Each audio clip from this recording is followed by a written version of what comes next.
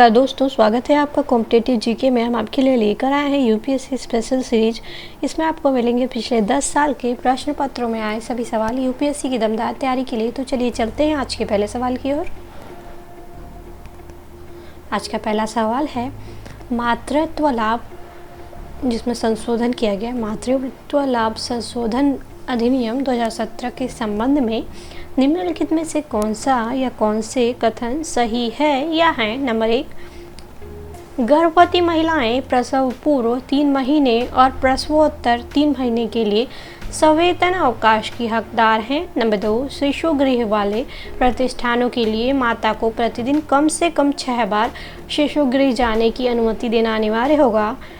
Number 3, 2 बच्चे वाली महिलाओं को न्यूनीकृत हक मिलेंगे। नीचे दिए गए कूट का प्रयोग कर सही उत्तर चुनिए।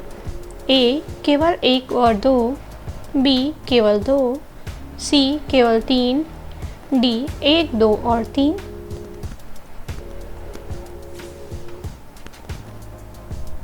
इसका सही जवाब है सी केवल 3। दूसरा सवाल,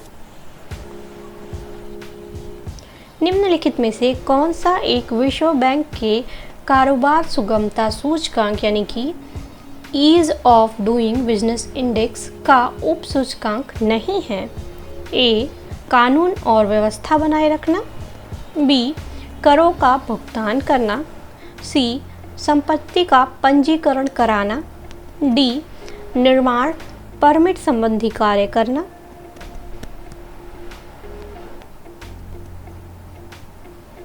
इसका सही जवाब है ए कानून और व्यवस्था बनाए रखना। ये विश्व बैंक के कारोबार सुगमता सूचकांक का उप सूचकांक नहीं है। तीसरा सवाल, भारत में निम्नलिखित में से किसमें एक महत्वपूर्ण विशेषता के रूप में विस्तारित उत्पादक दायित्व आरंभ किया गया था। ए जैव चिकित्सा अवशिष्ट यानी कि प्रबंधन और हस्तन नियम 1998, बी पुनर्चक्रित प्लास्टिक निर्माण और उपयोग नियम 1999, सी ई अपशिष्ट प्रबंधन और हस्तन नियम 2011, डी खाद्य सुरक्षा और मानक विनियम 2011।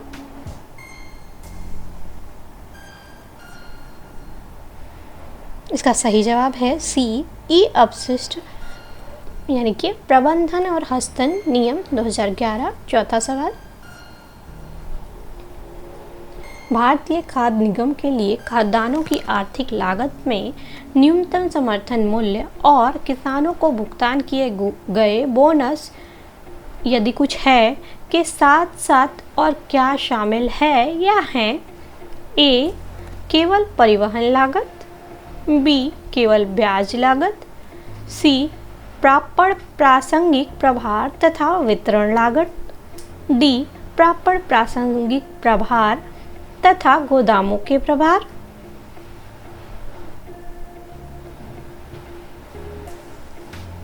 इसका सही जवाब है सी प्रापण प्रासंगिक प्रभार तथा वितरण लागत। पांचवा सवाल, किसी भी देश के संदर्भ में निम्नलिखित में से किसे उस देश की सामाजिक पूंजी यानी कि सोशल कैपिटल के भाग के रूप में समझा जाएगा। ए जनसंख्या में साक्षरों का अनुपात, बी इसके भवनों अन्य आधारिक संरचना और मशीनों का स्टॉक, सी कार्यशील आयु समूह में जनसंख्या का आमाप, डी आप समाज में आपसी भरोसे और सामंजस्य का स्तर।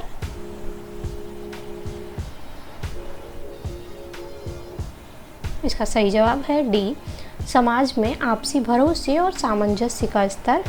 छठवां सवाल, भारतीय संविधान के संदर्भ में निम्नलिखित कथनों पर विचार कीजिए। नंबर 1, किसी भी केंद्रीय विधि को संवैधानिक रूप से अवैध घोषित करने की किसी भी उच्च न्यायालय की अधिकारिता नहीं होगी। नंबर 2, भारत के संविधान के किसी भी संशोधन पर भारत के उच्चतम न्यायालय द्वारा प्रश्न नहीं उठाया जा सकता। उपर्युक्त में से कौन सा या कौन से कथन सही है या है। ए केवल 1, बी केवल 2, सी 1 और 2 दोनों, डी ना तो एक और ना ही दो।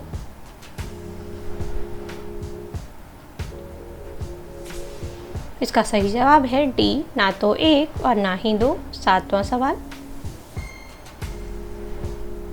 निम्नलिखित कथनों पर विचार कीजिए। नंबर 1, क्रय शक्ति समता यानी कि परचेजिंग पावर पैरिटी यानी कि पीपीपी विनिमय दरों की गणना विभिन्न देशों में एक समान वस्तुओं और सेवाओं के मूल्यों की तुलना कर की जाती है। नंबर 2, पीपीपी डॉलर के संदर्भ में भारत विश्व की छठी सबसे बड़ी अर्थव्यवस्था है। उपर्युक्त में से कौन सा या कौन से कथन सही है या है? ए केवल एक, बी केवल दो, सी एक और दो दोनों, डी ना तो एक और ना ही दो।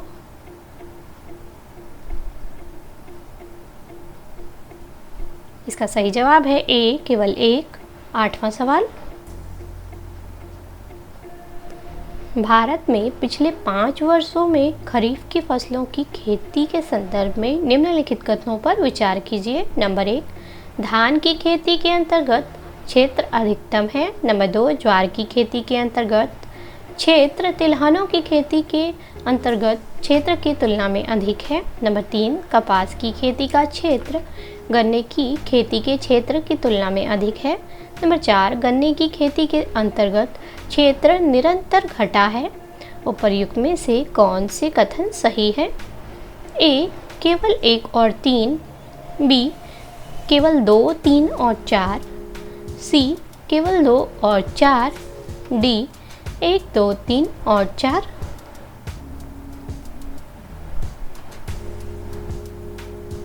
इसका सही जवाब है ए केवल 1 और 3।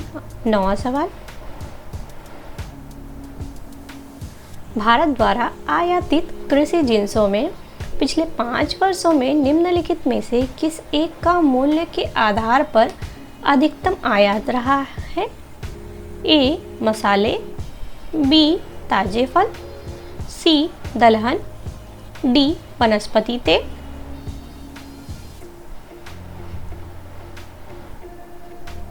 इसका सही जवाब है डी वनस्पति तेल। 10वां सवाल,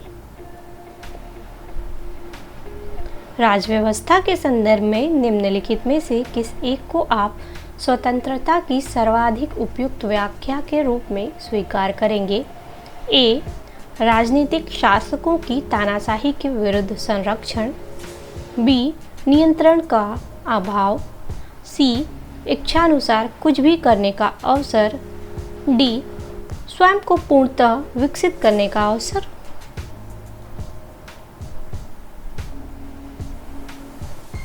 इसका सही जवाब है डी स्वयं को पूर्णतः विकसित करने का अवसर। 11वां सवाल,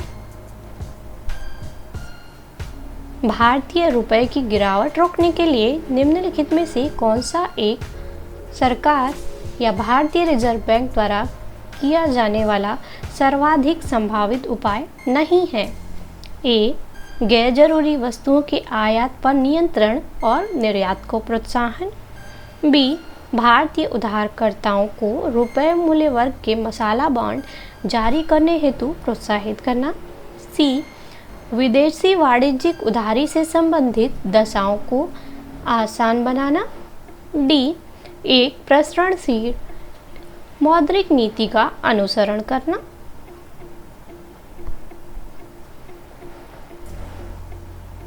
इसका सही जवाब है डी एक प्रसरणशील मौद्रिक नीति का अनुसरण करना। अब चलते हैं 12वें सवाल की तरफ। 12वां सवाल है, निम्नलिखित कथनों पर विचार कीजिए।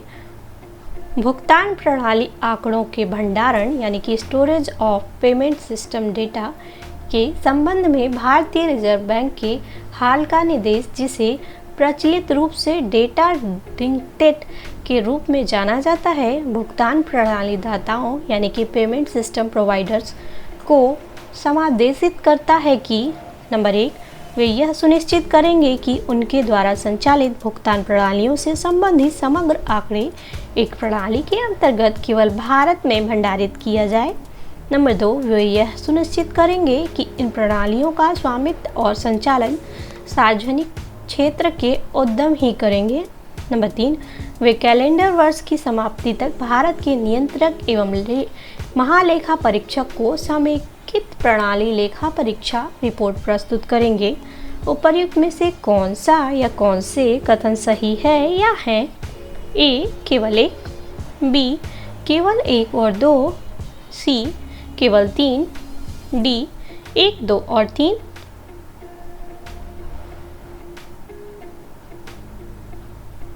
इसका सही जवाब है ए, केवल 1।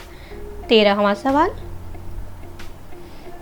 निम्नलिखित में से किसने अपने नागरिकों के लिए दत्त संरक्षण यानी कि डेटा प्रोटेक्शन और प्राइवेसी के लिए सामान्य दत्त संरक्षण विनियमन यानी कि जनरल डेटा प्रोटेक्शन रेगुलेशन नामक एक कानून अप्रैल 2016 में अपनाया और उसका 25 मई 2018 से कार्यान्वयन शुरू किया?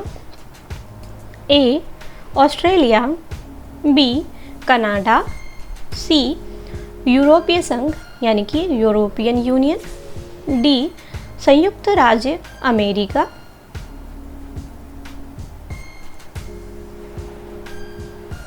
इसका सही जवाब है सी, यूरोपीय संघ यानी कि यूरोपियन यूनियन। चलते हैं 14वें सवाल की तरफ।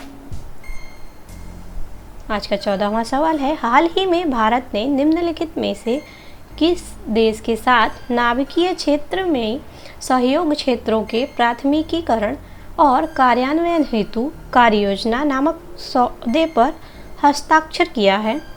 ए, जापान, बी, रूस, सी, यूनाइटेड किंगडम, डी, संयुक्त राज्य अमेरिका।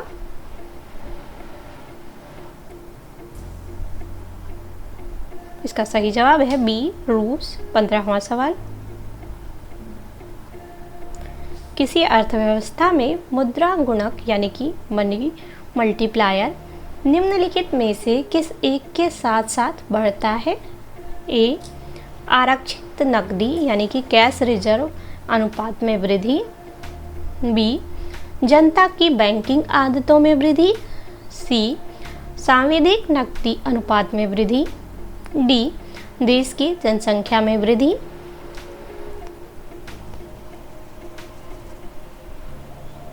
इसका सही जवाब है बी, जनता की बैंकिंग आदतों में वृद्धि। 16वां सवाल, मनोरंजन हेतु डिजिटल प्रौद्योगिकियों के संदर्भ में निम्नलिखित कथनों पर विचार कीजिए। नंबर 1, संवर्धित वास्तविकता यानी कि ऑगमेंटेड रियलिटी AR में एक छद्म वातावरण सृजित हो जाता है और भौतिक संसार पूरी तरह बहिष्कृत हो जाता है। नंबर 2, आभासी वास्तविकता यानी कि वर्चुअल रियलिटी यानी कि VR में कंप्यूटर द्वारा सृजित प्रतिमाएं वास्तविक जीवन की वस्तुओं और या परिवेश पर प्रक्षेपित हो जाती हैं। नंबर 3, AR व्यक्तियों को संसार में विद्वान रहने देता है और स्मार्टफोन या PC के कैमरे का उपयोग कर अनुभव को उन्नत करता है। नंबर 4, VR संसार को पृथक कर देता है और व्यक्ति को एक अलग धरातल पर ले जाकर उसे पूर्ण निमग्नता का अनुभव कराता है। उपर्युक्त में से कौन सा या कौन से कथन सही है या है? ए, केवल 1 और 2, बी, 3 और 4, सी, 1, 2 और 3, डी, केवल 4।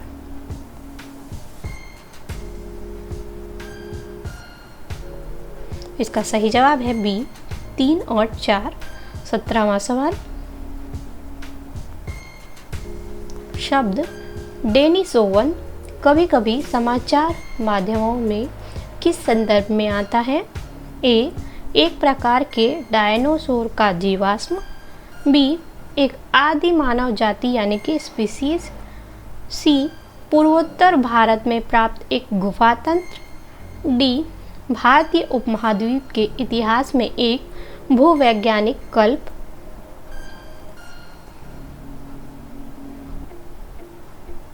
इसका सही जवाब है बी, एक आदि मानव जाति यानी कि स्पीसीज। 18वां सवाल, विज्ञान में हुए अभिनव विकासों के संदर्भ में निम्नलिखित में से कौन सा एक कथन सही नहीं है? ए, विभिन्न जातियों की कोशिकाओं से लिए गए डीएनए के खंडों को जोड़कर प्रकार्यात्मक गुणसूत्र रचे जा सकते हैं। बी, प्रयोगशालाओं में कृत्रिम प्रकारात्मक डीएनए के हिस्से रचे जा सकते हैं। सी, किसी जंतु कोशिका से निकाले गए डीएनए के किसी हिस्से को जीवित कोशिका से बाहर प्रयोगशाला में प्रतिकृत कराया जा सकता है। डी, पादपों और जंतुओं से निकाली गई कोशिकाओं में प्रयोगशाला की पेट्री डिश में कोशिका विभाजन कराया जा सकता है।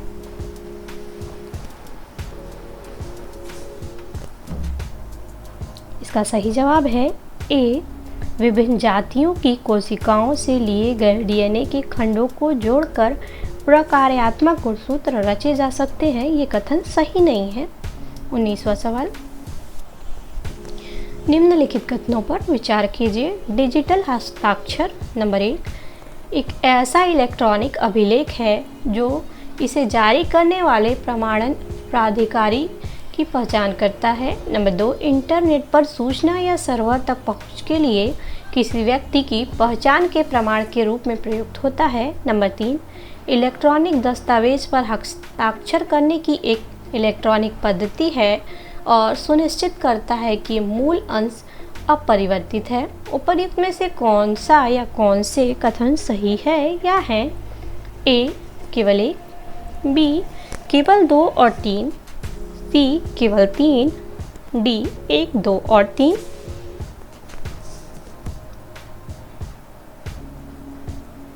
इसका सही जवाब है सी, केवल 3। 20वां सवाल, परिधेय प्रौद्योगिकी यानी कि वियरेबल टेक्नोलॉजी के संदर्भ में परिधेय उपकरणों द्वारा निम्नलिखित में से कौन सा या कौन से कार्य निष्पन्न किया जा सकता है या किए जा सकते हैं? नंबर 1, किसी व्यक्ति का अवस्थान यानी कि लोकेशन निर्धारण। नंबर 2, किसी व्यक्ति का निद्रा मॉनिटरिंग। नंबर 3, श्रवण दोष युक्त व्यक्ति की सहायता। नीचे दिए गए कोड का प्रयोग कर सही उत्तर चुनिए। ए, केवल 1, बी, केवल 2 और 3, सी, केवल 3, डी, 1, 2 और 3।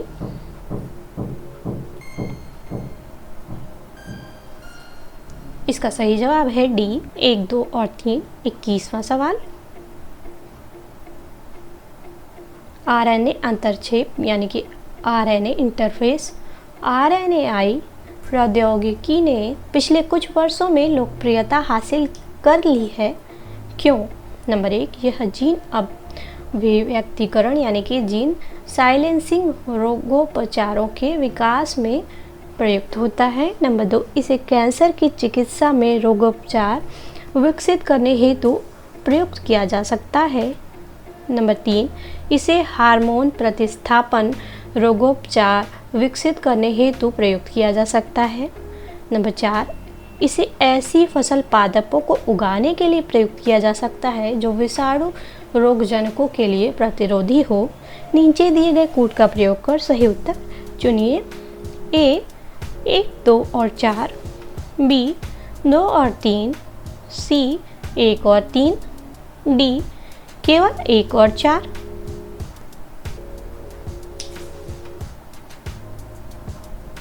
इसका सही जवाब है ए, 1, 2 और 4। 22वां सवाल,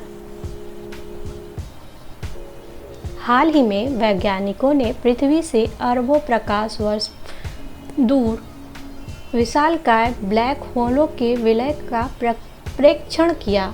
इस प्रेक्षण का क्या महत्व है? ए, हिग्स बोसान कणों का अभिज्ञान हुआ। बी, गुरुत्वीय तरंगों का अभिज्ञान हुआ। सी, वार्म होल से होते हुए अंतरामंदाकिनी अंतरिक्ष यात्रा की संभावना की पुष्टि हुई। डी, इसने वैज्ञानिकों को विलक्षणता यानी कि सिंगुलैरिटी को समझना सुकर बनाया।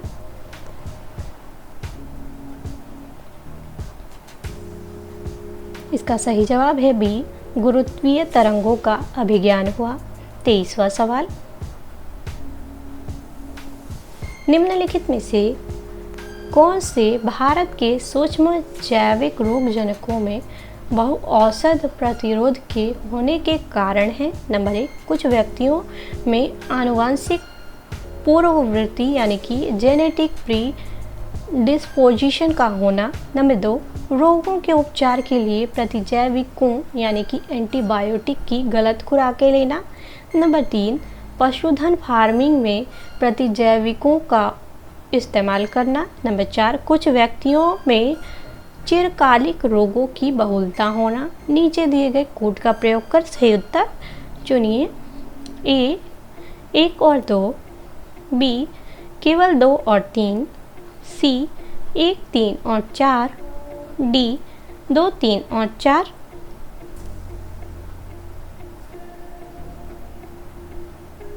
इसका सही जवाब है बी केवल 2 और 3। 24वां सवाल, प्रायः समाचारों में आने वाले CAS9 प्रोटीन क्या है? ए लक्ष्य साधित जीन संपादन यानी कि टारगेटेड जीन एडिटिंग में प्रयुक्त आणविक कैंची। बी रोगियों में रोगजनकों की ठीक पहचान के लिए प्रयुक्त जैव संवेदक। सी एक जीन जो पादपों को पीड़क प्रतिरोधी बनाता है। डी आनुवांशिकतः रूपांतरित फसलों में संश्लेषित होने वाला एक शाकनाशी पदार्थ।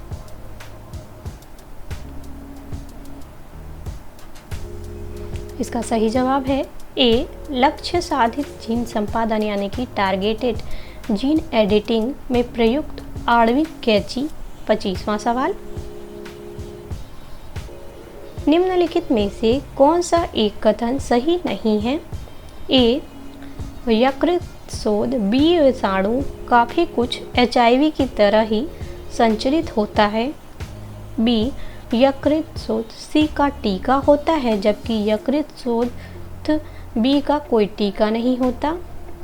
सी सार्वभौम रूप से यकृत शोथ बी और सी विषाणुओं से संक्रमित व्यक्तियों की संख्या HIV से संक्रमित लोगों की संख्या से कई गुना अधिक है।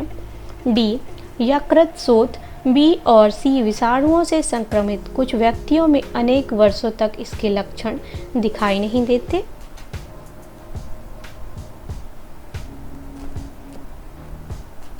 इसका सही जवाब है बी यकृत शोथ सी का टीका होता है जबकि यकृत शोथ बी का टीका नहीं होता। ये कथन सही नहीं है। तो दोस्तों वीडियो को लाइक करिए, चैनल को सब्सक्राइब करिए, वीडियोस को शेयर करिए और हाँ बेल आइकन को टैप करना ना भूलें। बेल आइकन को टैप करने से आपको हमारी वीडियोस के हर नोटिफिकेशन मिलेंगे सबसे पहले। तो मिलते हैं अगली वीडियो में। जय हिंद, जय भारत।